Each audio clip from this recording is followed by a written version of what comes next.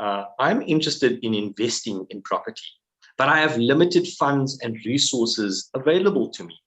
I may also not qualify for a bond.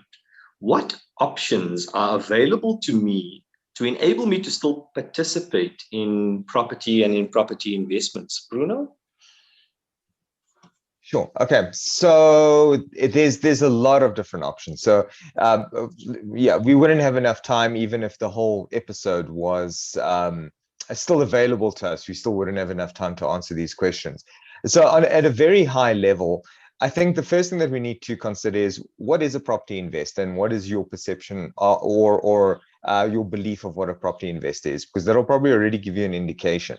You could be a property investor right now by investing in the stock exchange.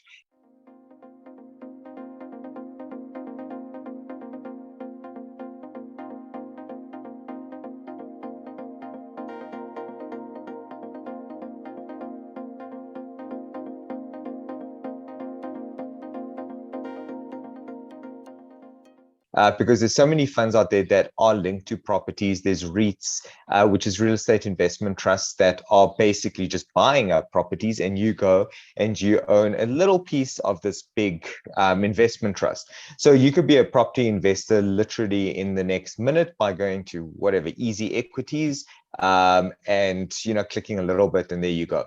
There's a whole bunch of other platforms, for example, like Easy Property and I always forget. It used to be Wealth Migrate. Now I can't remember what it's called. But they've got a relationship with SAP. So basically these are international funds where, again, you can just put it up on a platform and you get little bit by little bit ownership over some property abroad, right? So those are your very easy, almost passive, you don't do anything, property investor options. The more active property investment options are, the actual guys that go out and look for properties. So there, for example, you've got options like Stockvels. There's plenty of them. The brokerage, for example, you can always ask on the group, and I'll hand over their details. They've got turnkey properties that you can actually buy into alone or with other people, if you have any money to invest, right? And obviously now, the more community schemes that you actually do, the less money you're actually going to need to expend, because obviously now you're joining in a larger group. So that's typically the best option for someone that doesn't have a lot of finance.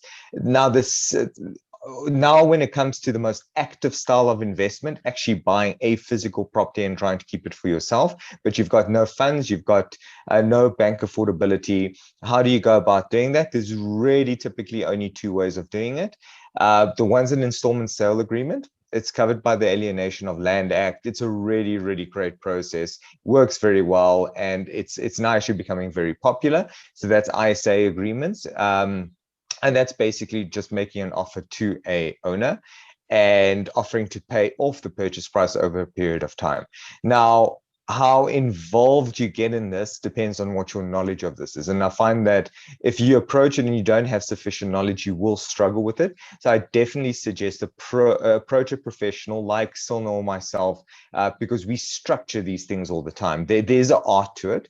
The other option, for instance, is very similar to install sale agreement, but it isn't. It's like a Customs brief. So what happens there is you buy the property, you actually take transfer of the property, and the seller basically acts almost like bank.